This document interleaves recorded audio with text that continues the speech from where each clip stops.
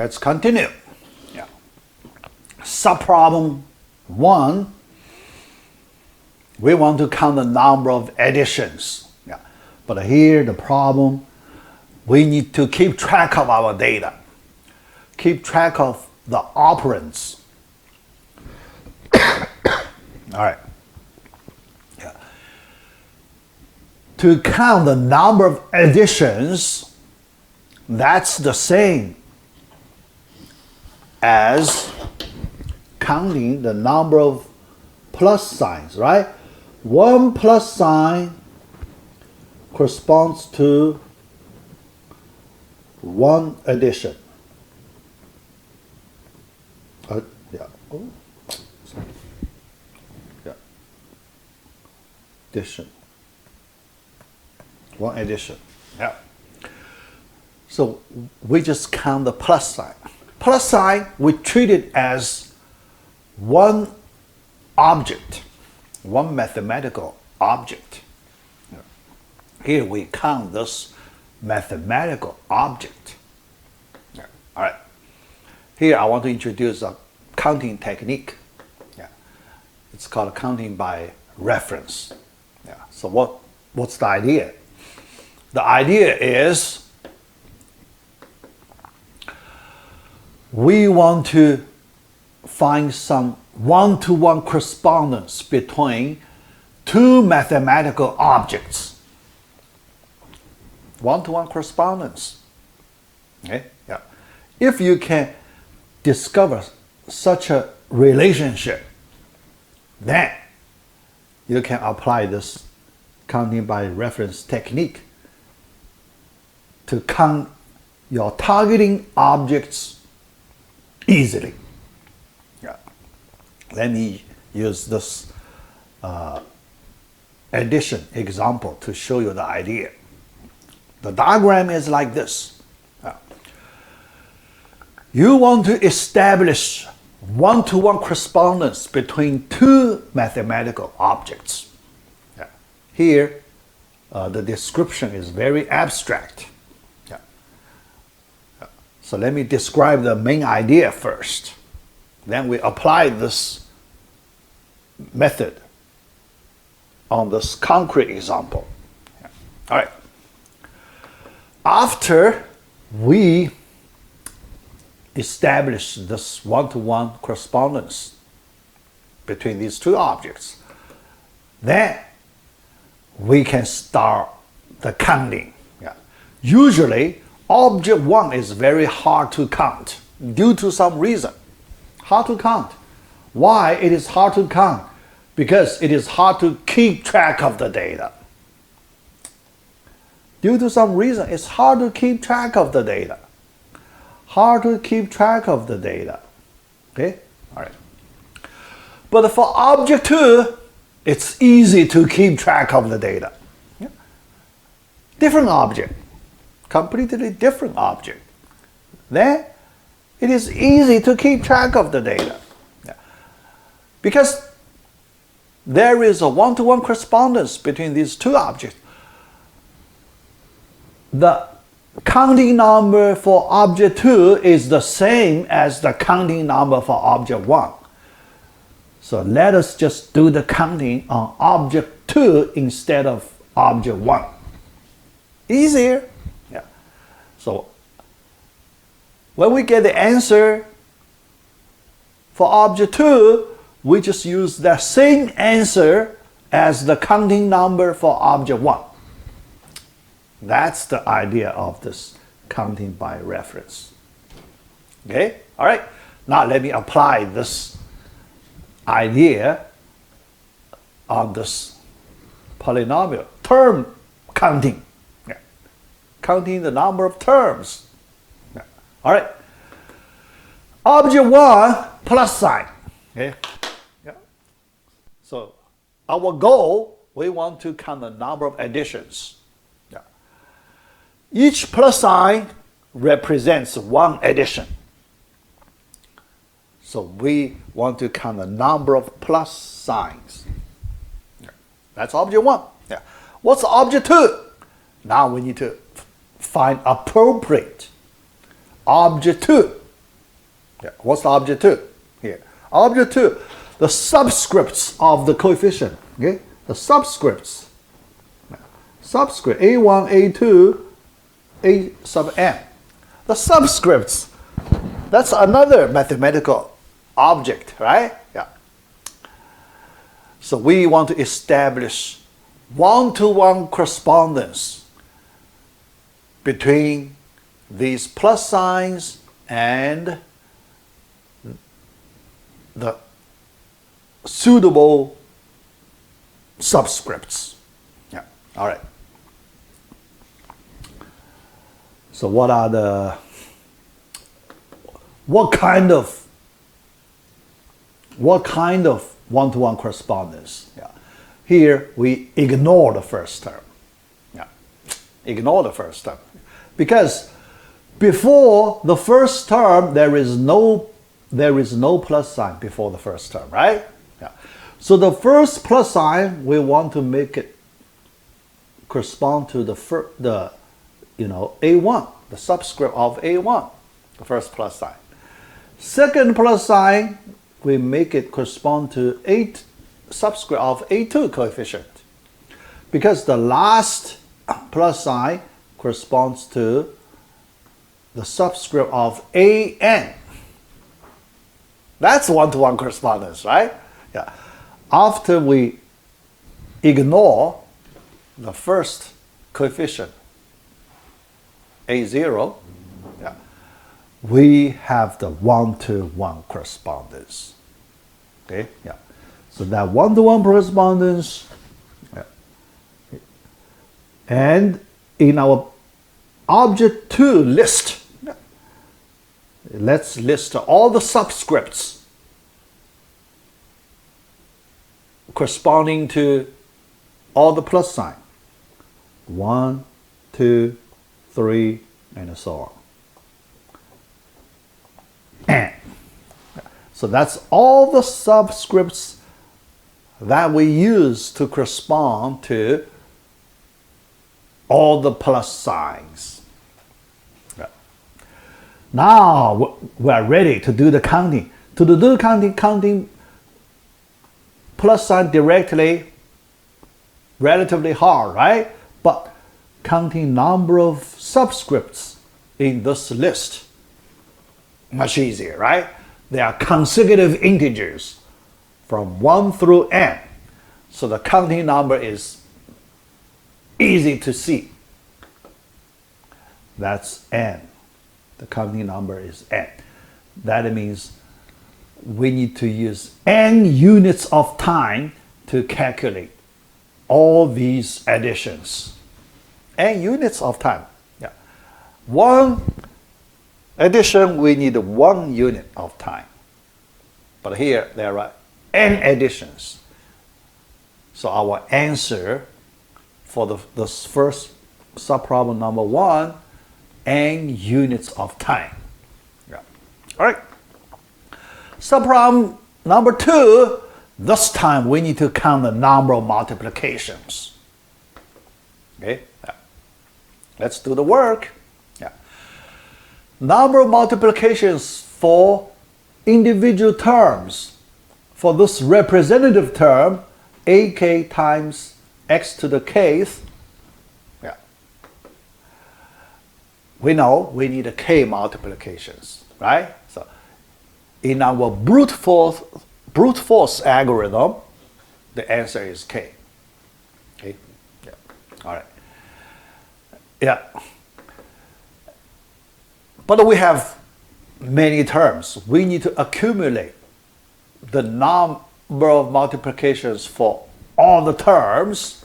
So we need to, there are n plus 1 terms. Yeah. The first term does not contain any multiplication, right? Yeah. A0 term, it does not contain any multiplication. Yeah. Now, so we can, list number of multiplications for individual terms. Yeah. Yeah. 1, 2, 3, consecutive integers. Yeah. So let's take summation to accumulate all the number of multiplications. We have formula. Yeah. So this is our summation formula. Yeah. We saw last time. Yeah. So we have this many. When we apply the brute force algorithm, we need to do this many multiplications. Right?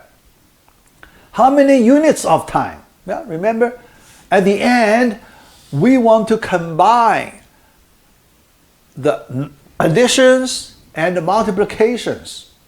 The way to combine them, we want to use the units of time. Yeah, here. Our assumption, addition 1 time unit, multiplication 10 time units. Okay, that's our assumption. Yeah.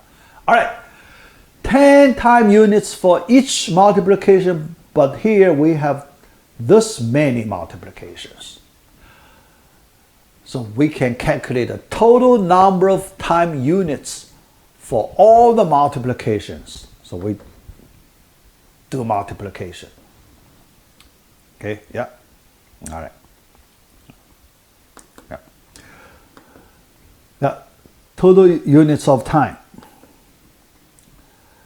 In addition, that's n units of time. Yeah. Then this many multiplication total multiplied by 10, so 5n times n plus 1 units of time. Yeah. But we need to add these two parts for the total here. Yeah. All right. So after simplification, we have this 5n squared plus 6n units of time.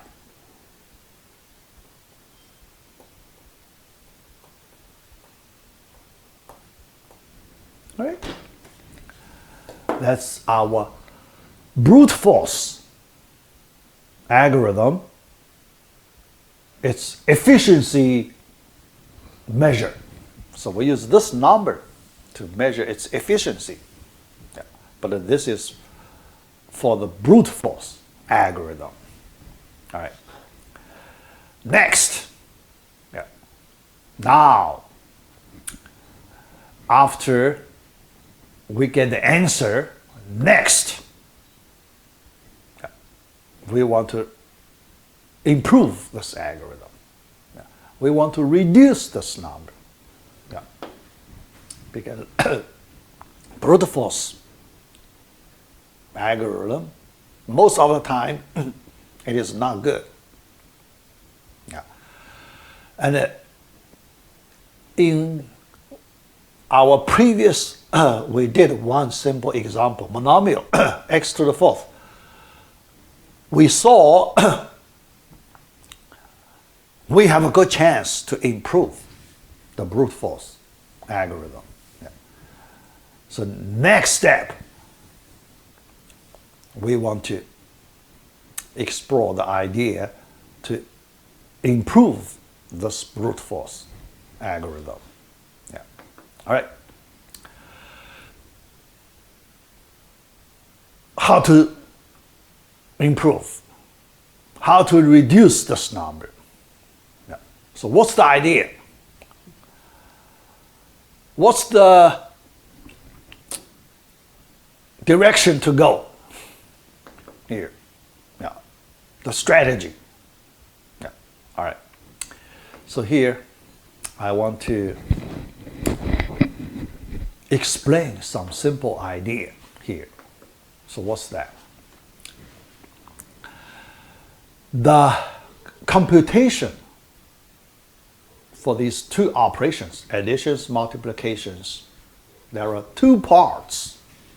Okay? Yeah. So these two parts, yeah, here, I want to draw a simple diagram here. Yeah, two parts. All right. Suppose I use this circle to represent total time units to calculate this polynomial. Yeah. In this big circle, there is one small portion used for addition.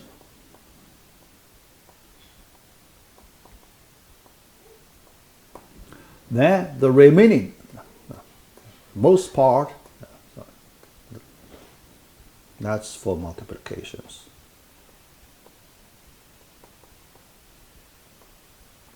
Right? Yeah? Because the addition part is n, now n units, right? Multiplication parts 5n times n plus 1 units. Multiplication. Much larger. The time units for multiplication part much larger than the time units for the addition part, right?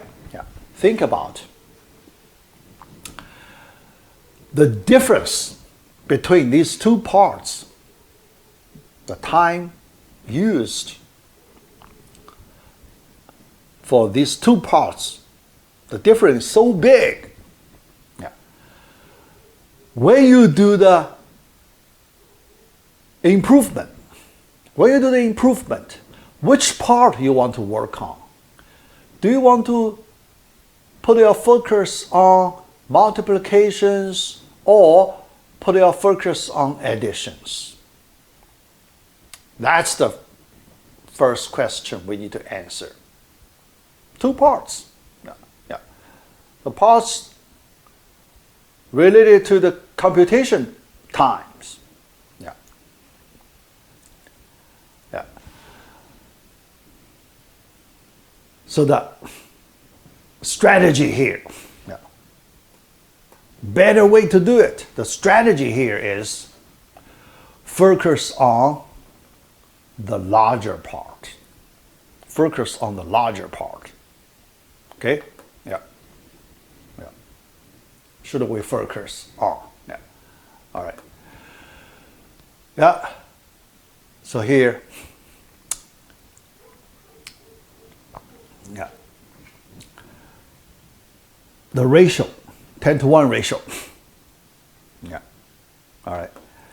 Yeah. So here, yeah. So look at the part. Yeah. So for the multiplication part, yeah, because the time units used for multiplication are much larger, that means we have more room to improve. Yeah. Because when we reduce a much larger number, we have more room to do the reduction. If we work on a very small number, much smaller number, then the room for the reduction, yeah, so let me just, put the diagram here, okay, a small portion. When you put your focus on this much larger portion, you have more room to do reduction, right?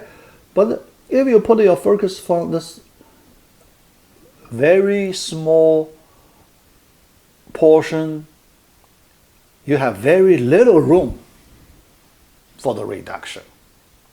That's obvious, right? This observation is obvious. Yeah. All right. So the conclusion is focus on the major part. Yeah. Yeah. All right. Conclusion. Focus more on multiplications. Yeah.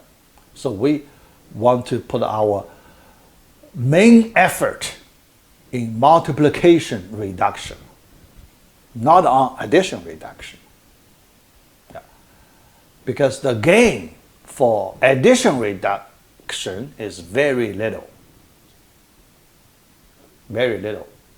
But the gain for the multiplication reduction part, it's huge. It's huge. Okay? All right. Yeah. So the strategy, reduce the number of multiplications. All right. Now the question. How to reduce the multiplications. Next step. Yeah. All right. B.3, Horner's rule. Yeah. So we will learn a new algorithm. It's called Horner's rule. So we can reduce the multiplication part greatly. Okay, all right. So let's look at this new algorithm, comparing with brute force algorithm. The difference is huge. Strategy. Study a simpler case. Because when we solve this general problem, this polynomial is relatively more complicated. It's hard to have a good idea on this general polynomial. So in this situation, a good strategy is study a simpler case. So let's do some experiments, trials on simpler polynomials. Okay? Yeah. All right. Yeah. And then we can discover some nice properties when we do some simple experiments. Yeah. When we work on simple experiments, because it is much easier, we're not scared, right? Yeah, we're not scared because the polynomials are so easy. We have the confidence to find a solution. Yeah, so that's the reason. Yeah, but after we do a few experiments, we have a good chance to discover some critical property. Okay? Yeah. All right.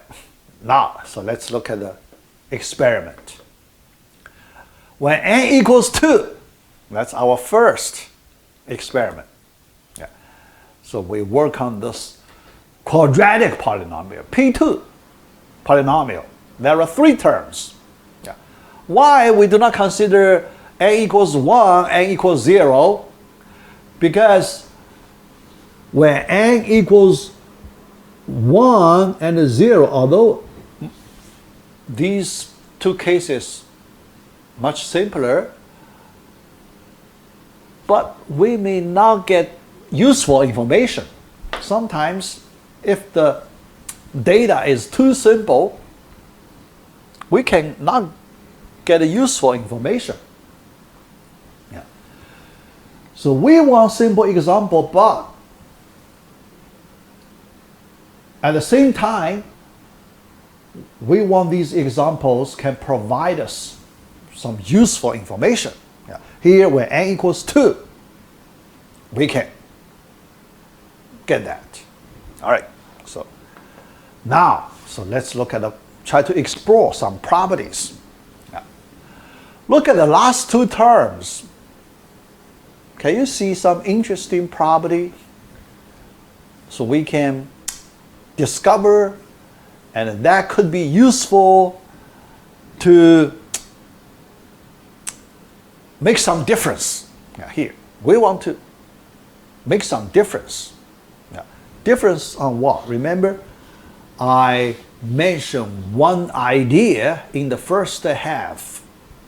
So what's that idea? Change the order of operands. Okay, so we want to change the order of operands. All right, yeah. So here we want to discover some property that can help us change the order of operands.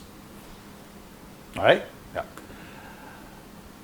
So we can see a property, common factor, this property, because these last 2 terms, there are one common factor between them. X is the common factor. between these two last terms. Okay? Yeah. So we can do factorization. Yeah. We can factor that common factor x out. Yeah. Yeah. All right? You can see left-hand side, right-hand side, they have the same value, but they have different forms. Yeah. The forms, the outside forms for these two expressions are different. How different in their outside forms? The order of operands are different, right? Yeah. When you evaluate the expression at the left-hand side, you use certain evaluation order for the operands, right? But the way you evaluate the expression for the right-hand side, your order of evaluation will be different, right? So you change the order of operands. Okay? Yeah. Result. Now let's look at result. Let's do the counting. For the left-hand side expression, how many multiplications do we need? 3. Yeah. The first term, 1. The second term, 2. 1 plus 2, 3. Okay? All right. Now let's look at the number of multiplications we need for the right-hand side expression. Ignore the addition. No, we don't look at the addition. We only look at the multiplication. Okay? All right. Right-hand side only 2, because x times the parenthesis 1. All right. A2 times x 2. So 1 plus 1, 2. Yeah. Conclusion. Yeah. So with this factorization technique, so we change the evaluation order and the computation result is different. Yeah. So we have gain in multiplication reduction. The gain is from 3 multiplications to 2 multiplication. So 1 multiplication reduction when we apply factorization technique. Okay? Yeah. That's our first experiment. We see some promising sign, right? Yeah. All right, summary. Yeah. So we change the order of operations by factorization that results in better efficiency. Yeah. So with this good sign, we have more confidence on this direction. So we should go along this direction to do more work, to save more multiplications. Okay. All right. Yeah. So our goal, we want to generalize this idea to the general n. Yeah. All right. Yeah. How to do it for a general n? Yeah. So we may like to do another trial. Okay. Yeah. Because we need some more experience. Yeah. So let's work on n equals 3. This time we have a cubic polynomial, 4 terms. Yeah. But this time we have experience from the previous example. We know we should do factorization to save certain number of multiplications. Yeah. But how to do the multiplication? Yeah. So let's do some work. Key to the success, factorization. We want to discover common factors. So then we do the factorization.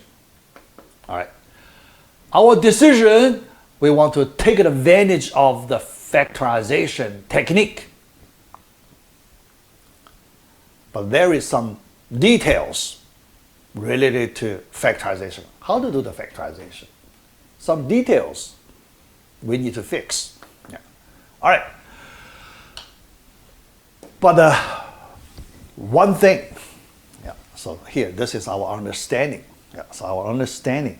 Yeah, because we have seen the success story about factorization. Yeah.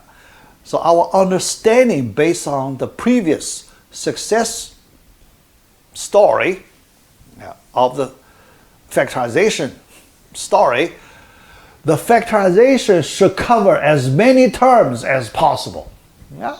Yeah. So here we try to cover as many terms as possible, factorization. Okay? All right. So the first round factorization, we covered the last 3 terms. They have a common factor x, so we factor it out. That's the first round factorization. But after the first round factorization, we can still have more terms inside the parenthesis with common factor, right? Yeah.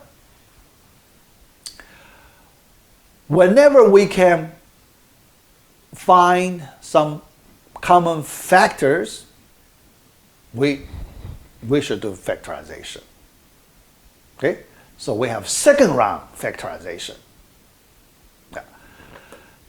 So by the second round factorization, yeah, so we have this new representation. Okay?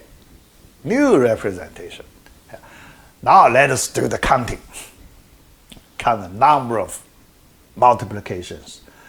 The first one between x and the first pair of parentheses.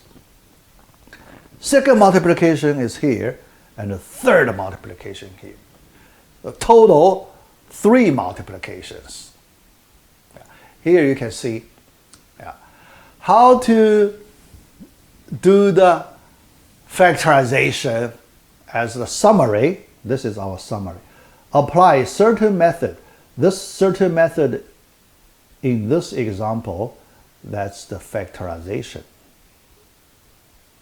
technique. Okay? Apply factorization as much as possible. Okay? Now here. That's the summary. Okay? All right. All right. And in this method, there is a name for it. People call the greedy algorithm. Okay? Yeah. As much as possible. Yeah.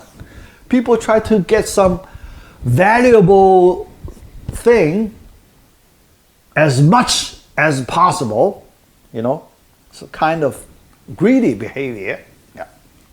For that reason, people call it greedy algorithm. Yeah. Here we need to apply the greedy algorithm to take advantage of factorization, power of the factorization. Okay? All right. How? Yeah.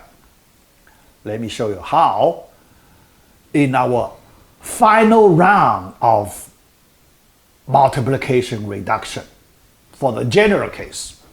Now, we have collected enough experience. So now we are ready for the last round, multiplication reduction for the general case. All right. And this time, we should have the confidence to apply this technique for the general case. All right. Strategy for this general case. Do factorization as much as we can. So this is the greedy approach. Greedy algorithm. Greedy approach. All right. Here, so let me talk about this greedy algorithms a little bit. Apply some probability as much as we can at each step. Here, at each step. Yeah. This means locally. When we apply our greedy strategy, yeah, so this part. Yeah. So we call it greedy strategy.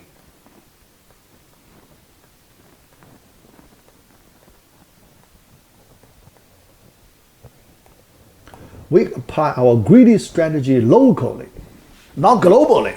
Okay? Yeah. Globally, we should cover all the steps. That's globally. But when we apply greedy algorithm, we cannot apply our greedy strategy globally. Why we cannot? Because it's too hard. Nobody can do it. Nobody can apply any greedy strategy globally. Yeah, too hard. So people can only apply locally. Yeah, much easier. Yeah. Okay, yeah. So here, that's the greedy algorithm. Yeah, all right. A greedy algorithm is locally optimal. Yeah, locally, it's optimal because the best we can do. That's optimal. Okay. And yeah, yeah. So why people do it locally? Because it's easy to achieve. Doable. It is doable. All right. Yeah. Globally, not doable. Okay. Yeah. Definitely, people like to get globally optimal solution. Yeah, that's the best for us. Yeah. But not doable. Too hard. Okay. Too hard. Yeah. So that's the reason people just take this local approach, not global approach. All right. Yeah. As a result, this local approach, it may not be optimal. Yeah. So the whole algorithm may not be optimal. Yeah. To get globally optimal solution, it's very hard. Extremely hard to get a globally optimal solution. Yeah. Yeah. Yeah. All right. Yeah. So that's some simple discussion about the greedy algorithms. All right. Now, so let's do the work. Yeah. Do factorization for this general case with the greedy algorithms. All right. With the pattern, do factorization as much as we can. Round by round, many rounds. Yeah. And the format, the form of the factorization. We want to, use the similar form. All right. So then, for the general case, that's the factorization. Okay, round by round. Yeah. First round here, first round factorization, second round factorization, and so on. Okay? Yeah. All right. Yeah. So this is the Horner's rule. This is the Horner's rule. All right. Question. If we apply the Horner's rule, then what is the number of multiplications? Yeah. Okay. Each round, we only need one multiplication, right? Second round, one multiplication. One multiplication. But there is another final multiplication between an and x. Okay. Now we need to add up all these multiplications. Yeah. Can you see how many? Can you find some effective way to add up all these ones? Effective way? Yeah. Because here you see the, ellipsis sign, and there is a way, how to keep track of the data. Same thing we encountered before. Yeah. How to keep track of the data? Remember, I introduced a counting technique, counting by reference. Yeah, here. First multiplication, you associate first multiplication with the subscript of A1. Second multiplication, you associate with A2, and so on. Okay?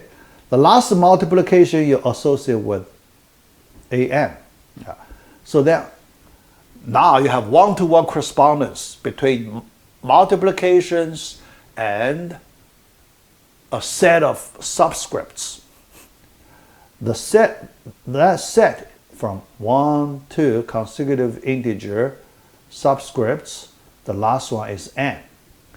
So you can see the number of multiplications by the Horner's rule, n multiplications.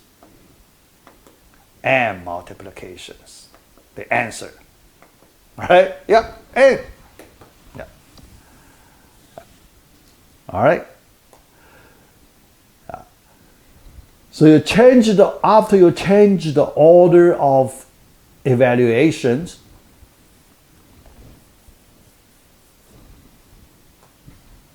you enjoy the result. Big improvement. Big multiplication reduction. N. All right? Yeah. So here. The last thing. B.4, visualize performance improvement. Yeah. How good is the improvement? Now I want to show you. In this B.4, I want to show you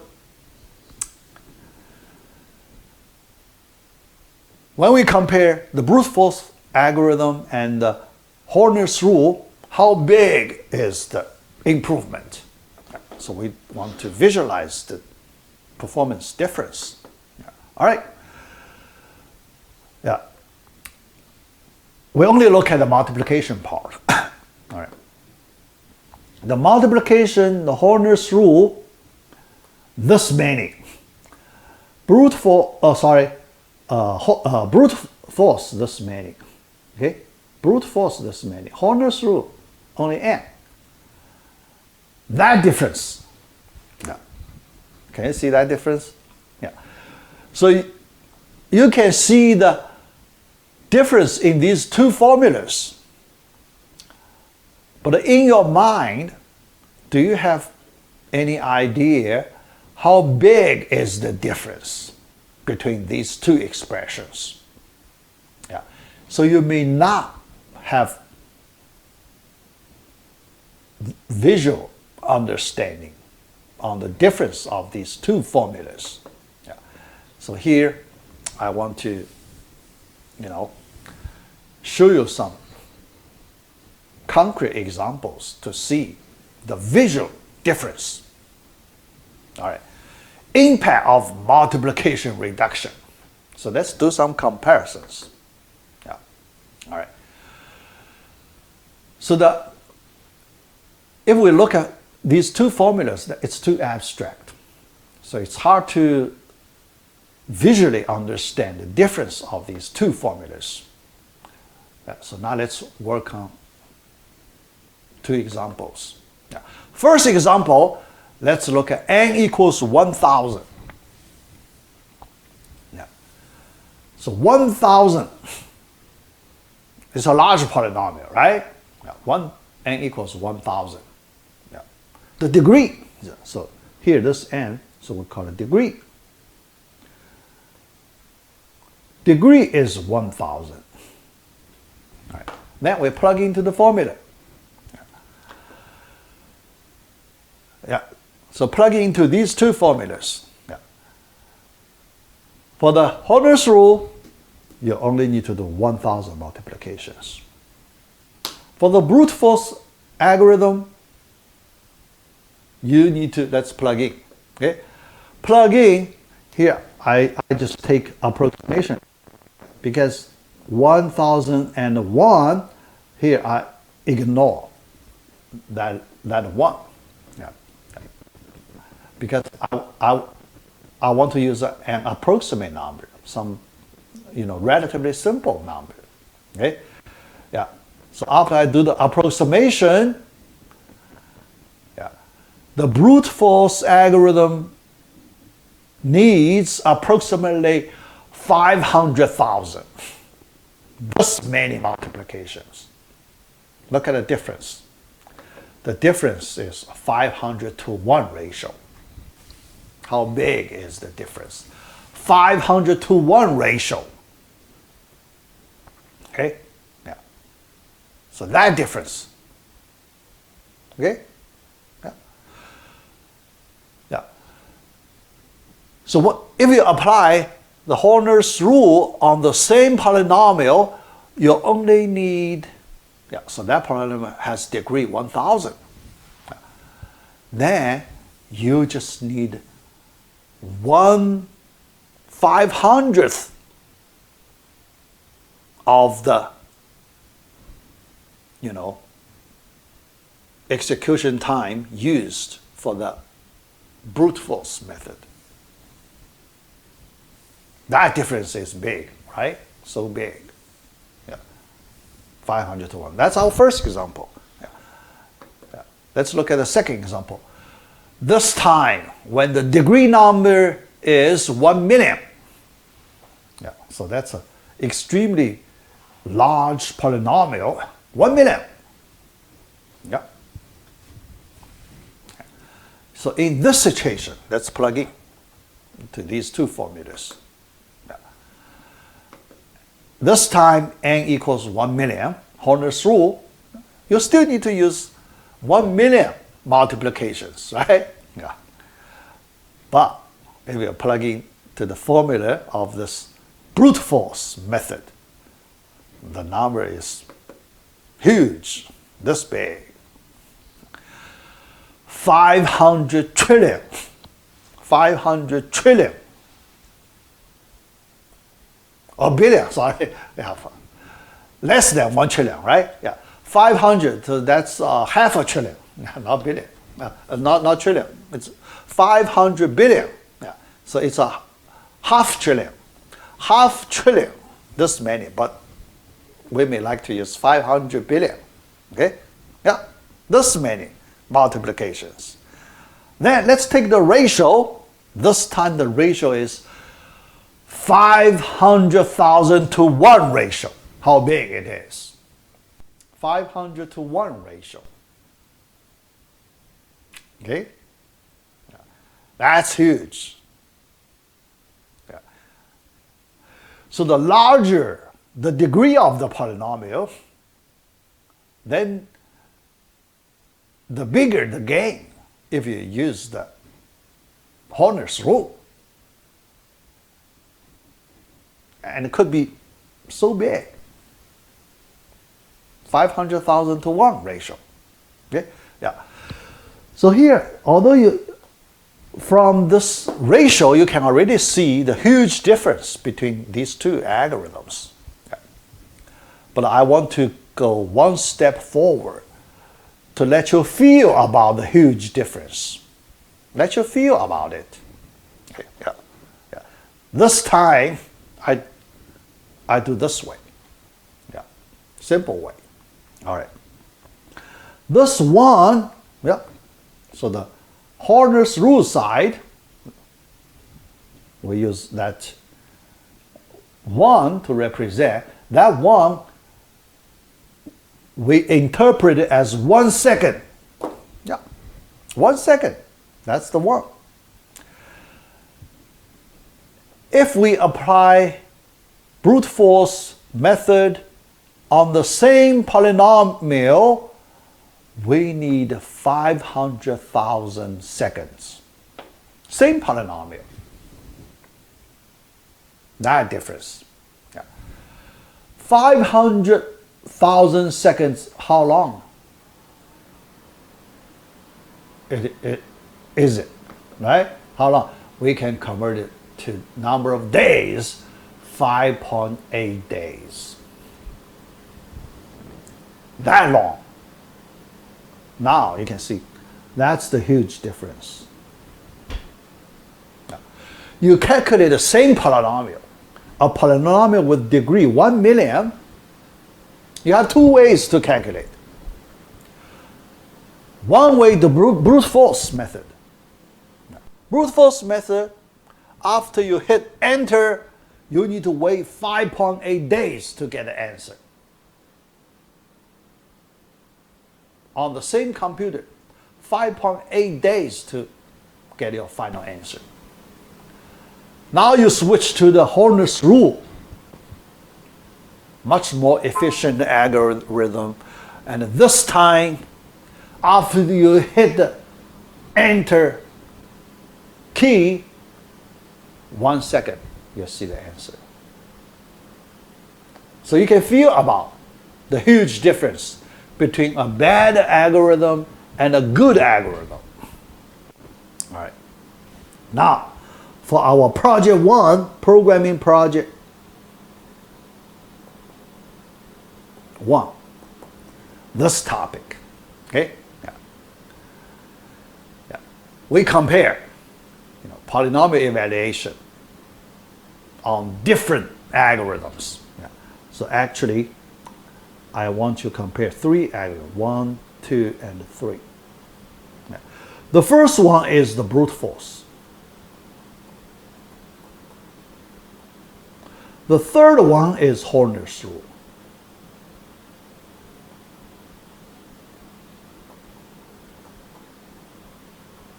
Yeah. And we have a second one. Yeah. We will discuss next time. The second one. Yeah. Something between brute force and Horner's rule. Yeah. But we will apply another technique. Another interesting technique. Okay? Yeah. So you need to implement these 3 algorithms. Yeah. And because you want to see the huge difference. So you may need to apply a very large polynomial. Yeah. May not be as large as this degree, 1 million. Too large. But 1,000, several thousands. Yeah. So you can do the testing on polynomials with degree several thousands and see the huge difference. Okay? Yeah. All right. Yeah. Yeah.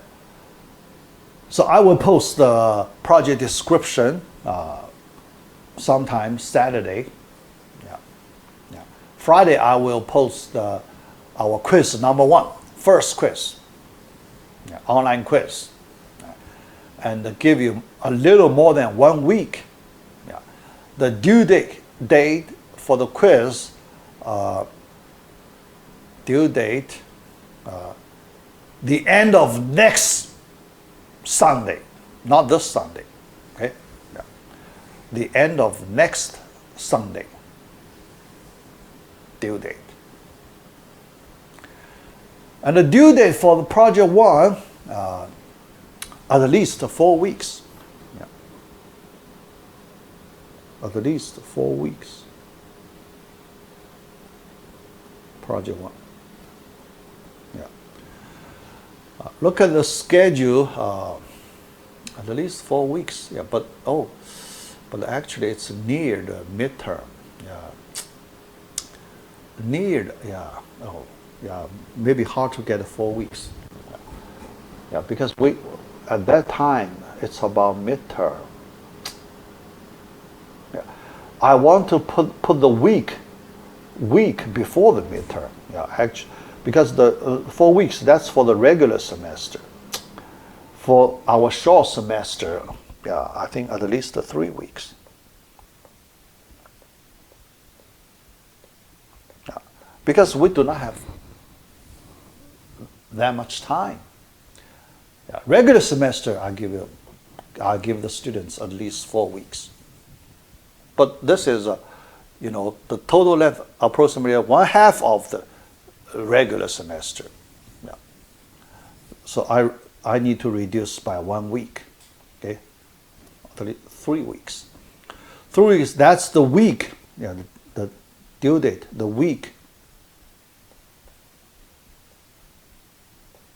before the midterm. Right before the midterm.